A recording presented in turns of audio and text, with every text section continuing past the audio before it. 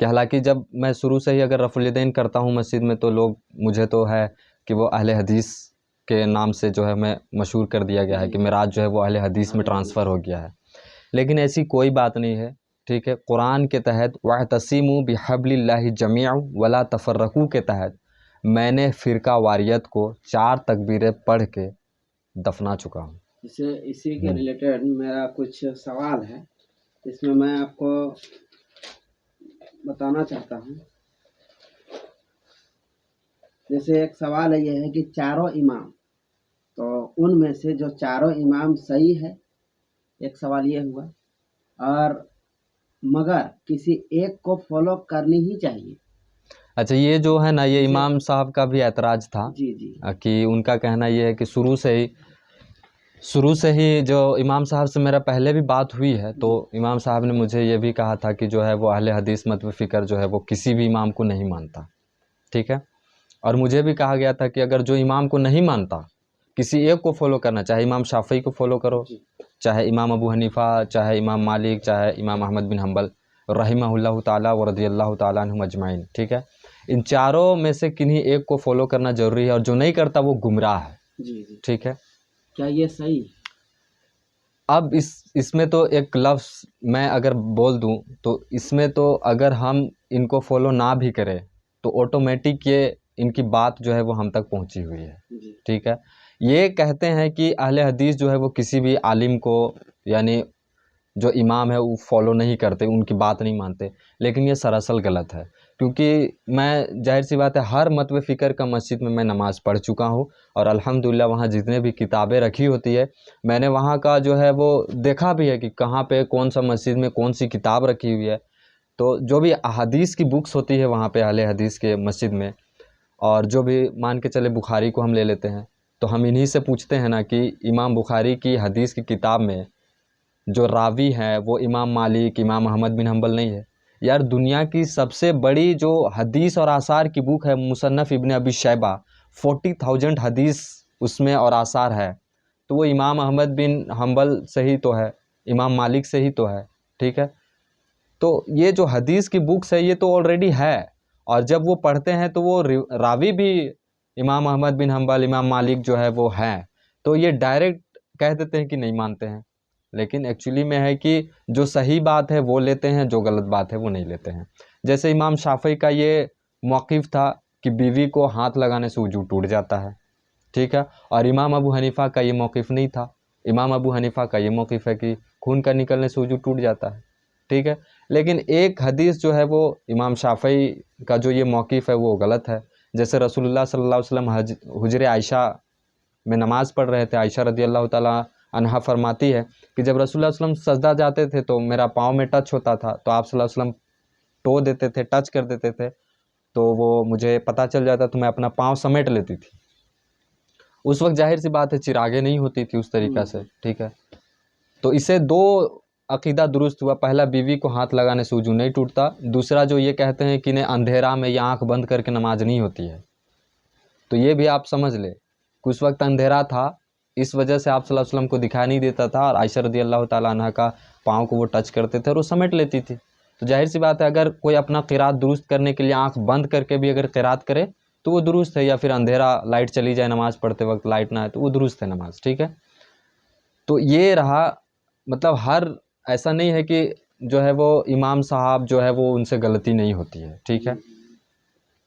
ये कई मामलात ऐसे हैं जो इमाम अबू हनीफ़ा रहिमहुल्लाह ताला नहीं मानते थे और उनके मानने वाले आज उसे मान रहे हैं। जैसे जो है वो मदीना कोई हरम नहीं मानते थे, और बुखारी में जो वो दर्जनों हदीस है इसके हरम होने का, ठीक है। और जो है वो रोज़े का जो बाद, जो रमज़ान के बाद में जो सवाल वाले महीने हैं, उसमें आप सल्लल्लाहु अलैहि वसल्लम ने बुखारी को छोड़ के 5 कुतुब सित्ता का जो बुक है उस पाँचों में हदीस है कि सवाल के जो 6 रोज़े रखता है गोया उसने पूरे साल के रोज़े रखे, चाहे छोड़ छोड़ के हो, चाहे बग़ैर छोड़े हो, लगातार हो, ठीक है। और जो ये भी जो है वो इमाम अबू हनीफ़ा रहिमहुल्लाह ताला इसे बिदअत कहते थे, और ये जो है वो मदीने को हरम भी नहीं मानते थे, और दर्जनों हदीस है बुखारी में हरम होने की, ठीक है। और एक और भी ये है कि अक़ीदा, अक़ीक़ा जो होता है उसे भी ये ज़माने जाहिलियत का बिदअत कहते थे। लेकिन आज तो पूरी आवाम जो है वो इमाम अबू हनीफ़ा का जो तकलीद करते हैं वो तो पूरा माने हुए हैं, ठीक है। तो ऑलमोस्ट जो है वो उस ज़माने में इतने रिसोर्सेस नहीं थे, लेकिन मेरा ये ख़्याल है कि उस ज़माने में जितने भी रिसोर्सेस थे, लिमिटेड रिसोर्सेस, उनमें से इमाम अबू हनीफ़ा, इमाम मालिक, इमाम शाफ़ई, इन चारों ने, इमाम अहमद इब्न हंबल, इन चारों ने बेस्ट परफॉर्मेंस किया और उन्हीं का वजह से हमारे तक दीन ट्रांसफ़र हुआ है। लेकिन ये कहना कि नहीं जो उन चारों में से किसी को फॉलो ना करे वो गुमराह है, ये तो गलत है।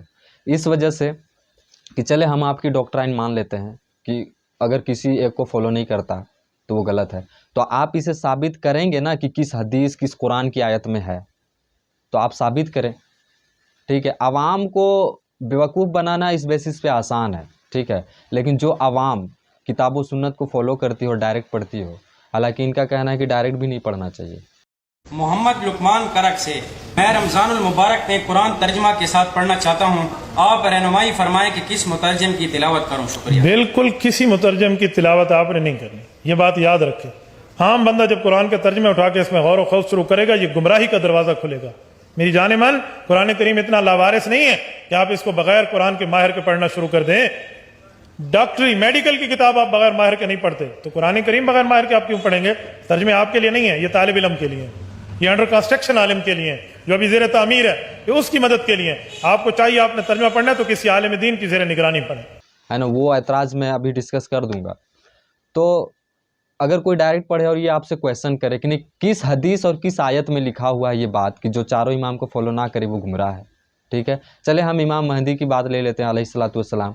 जब वो आखिरी वक्त में आएंगे, 40 साल तक वो ज़िंदा रहेंगे, अपना दुनियावी जो काम अल्लाह ताला ने उनको दिया है वो करेंगे, ठीक है, और उसके बाद जो है वो जाएंगे। ये तो हदीस हमें मिलती है इमाम महदी अलैहिस्सलातु वस्सलाम के बारे में, ठीक है। लेकिन इन चारों इमाम के बारे में कहाँ है? रसूलुल्लाह सल्लल्लाहु अलैहि वसल्लम ने किस जगह में फरमाया कि किन्हीं एक इमाम को फॉलो करना है, ठीक है।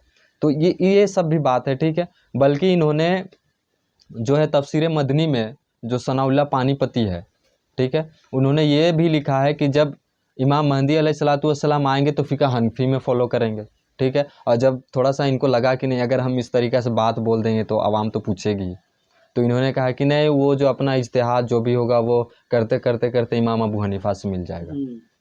इस तरीक़ा से इन्होंने लिखा है वहाँ पे, ठीक है। तो इस बेसिस पे मैं ये समझता हूँ कि जो चारों इमाम है उनकी सही बात लेनी चाहिए, और जो फॉलो करने की बात है, फॉलो तो हमें एक शख्स को करनी है जिसकी कब्र मदीने में, रसूलुल्लाह सल्लल्लाहु अलैहि वसल्लम, ठीक है। अब इनका मानना है कि नहीं ये जो बड़े बुज़ुर्ग हैं, तो बड़े बुज़ुर्ग आप किन्हें कहते हैं? चले हम इमाम अबू हनीफ़ा, इमाम शाफ़ी, इमाम मालिक, इमाम अहमद बिन हंबल को हम थोड़ी देर के लिए साइड करते हैं, ठीक है। लेकिन इमाम अबू हनीफ़ा के ही अगर तकलीद करना है तो सारा चीज़ को करनी चाहिए, ठीक है। तो जो मैंने अभी 3 चीज़ बताई, 3-4 चीज़, जैसे एक और चीज़ है कि इमाम अबू हनीफ़ा रहिमहुल्लाह ताला का ये फ़तवा था कि अगर किसी बीवी का शौहर कोई मेले में गुम हो जाए या कोई जंग में गुम हो जाए, गुम होने से मुराद है उसे पता भी ना चले कि शहीद हुआ है या कुछ हुआ है, बस गुम हो जाए, ठीक है। तो इमाम अबू हनीफ़ा रहिमहुल्लाह ताला से किसी ने पूछा कि कितना दिन इंतज़ार करना चाहिए, तो वो कहते हैं कि 90 या 100 साल, यानी ऑलमोस्ट पूरी ज़िंदगी भर। और बाकी तीनों इमाम का ये मौक़िफ़ है कि 4 साल के बाद वो दूसरा निकाह कर सकता है, ठीक है। अगर गुम हो जाए तो इस पे बात पॉइंट टू बी नोटेड, अगर गुम हो जाए तो, है ना। ऐसा नहीं कि कोई फॉरेन कंट्री में जाके काम कर रहा हो 4 साल तक और उस पर ये फतवा हो जाए कि नहीं वो अब तो शादी दूसरा कर, ऐसा नहीं। गुम हो जाए तो ठीक है, 4 साल तक कोई भी खबर ना, और ऐसा नहीं कि गुम हो जाए तो हमें ढूंढने की भी कोशिश नहीं करनी। और अगर जैसे अगर इंतकाल हो जाए तो उसकी इद्दत गिनवाई गई है, ठीक है ना। 4 महीना 13 दिन ल्यूनर कैलेंडर के हिसाब से, सोलर कैलेंडर के हिसाब से, और ल्यूनर कैलेंडर के हिसाब से 4 महीना 10 दिन, वो चांद और सूरज के एतबार से, ठीक है। वो 3-4 दिन अलग अलग फ़र्क होता है, लेकिन हम 4 महीना 13 दिन को ही मान के चलते हैं, ठीक है। तो ये जो है इद्दत गिनवाई गई है, ठीक है। तो अब हम इनको हम बताते हैं कि बुज़ुर्ग हम किसे कहते हैं, ठीक है। अगर हम इनसे पूछे कि बताएं आपका बुज़ुर्ग कौन है, तो ये ज़्यादा से ज़्यादा कहेंगे इमाम गज़ाली, अली बिन उस्मान अज़मेरी, आला हज़रत रहिमहुल्लाह ताला, अशरफ अली थानवी रहिमहुल्लाह ताला, ठीक है। ये इनको बुज़ुर्ग कहते हैं, लेकिन हम कहते हैं कि ये बुज़ुर्ग नहीं है, ये तो दरमियाने बुज़ुर्ग हैं ना, बीच के। हम तो उन्हें बुज़ुर्ग मानेंगे जो रसूलुल्लाह सल्लल्लाहु अलैहि वसल्लम के ज़माने में थे, और उनसे जो पूरा जो है वो दीन का मुकदमा दीन किस तरीक़ा से अल्लाह ताला ने नाजिल किया वो हमारे तक आता है, हम तो उसे मानेंगे ना। जैसे अबू बकर रदी अल्लाह ताला अलैहिस्सलाम, वो ऑलमोस्ट हुजूर सल्लल्लाहु अलैहि वसल्लम के वफ़ात के 2 साल बाद वो फौत हुए हैं 13 हिजरी में, ठीक है। उमर रदी अल्लाह ताला अन्हु, ठीक है, अलमुतवफ़ा 23 हिजरी। उस्मान रदी अल्लाह ताला अन्हु अलमुतवफ़ा 35 हिजरी। अली रदी अल्लाह ताला अन्हु अलमुतवफ़ा 40 हिजरी वालैहिमुस्सलाम, ठीक है। उसके बाद हम सहाबा में देखते तो खुलफ़ाए राशिदीन हो गए। साद बिन अबी वक़ास रदी अल्लाह ताला अन्हु 56 हिजरी, ठीक है। और जाबिर बिन अब्दुल्लाह रदी अल्लाह ताला अन्हु 86 हिजरी। अनस इब्न मालिक रदी अल्लाह ताला अन्हु अलमुतवफ़ा 93 हिजरी। अब ताबई में देख लेते हैं, हसन बसरी, इब्न सीरीन, इमाम ज़ैनुल आबिदीन, इमाम जैद, इमाम जाफ़र, इमाम बाकिर, अगर हम इन सबों को लेते हैं ना तो ये ऑलमोस्ट जो है हुजूर सल्लल्लाहु अलैहि वसल्लम के वफ़ात के 200 साल तक ही है, ठीक है, अंडर में है, ठीक है। बाकी तब जो सहाबा का अभी मैंने बताया वो तो 100 साल के ही अंडर है, ठीक है। तो हम उन्हें ना इमाम मानेंगे, हालांकि इमाम ही भी है, हम इनका जो है वो हम जो नेटरियस वर्ड में हम यूज़ नहीं कर रहे हैं, इमाम तो हमें उन्हें मानना है, ठीक है। जो अब्दुल्ला इब्न उमर रदी अल्लाह ताला अन्हु 74 हिजरी में वफ़ात किए हैं, वो तो सबसे ज़्यादा हदीस के रावी है ना, ठीक है।